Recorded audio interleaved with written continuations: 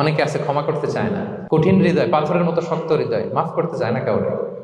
উনি আবার মুনাজাতে বসলে আল্লাহ আল্লাহ আমারে মাফ করো, আল্লাহ আমারে ক্ষমা করো, কাঁদতে কাঁদতে বুক ভাসায়। উনি ক্ষমা চায়, মাগার উনি কাউরে ক্ষমা করে না।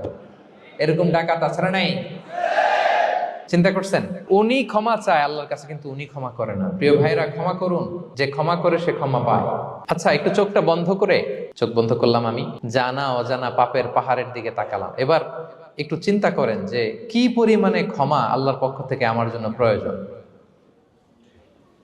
চিন্তা করেছেন?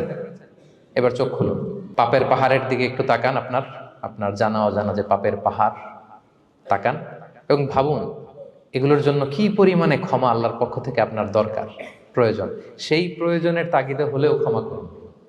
খেয়াল রাখবেন, যে ক্ষমা করে সে ক্ষমা পায়। যে অন্যকে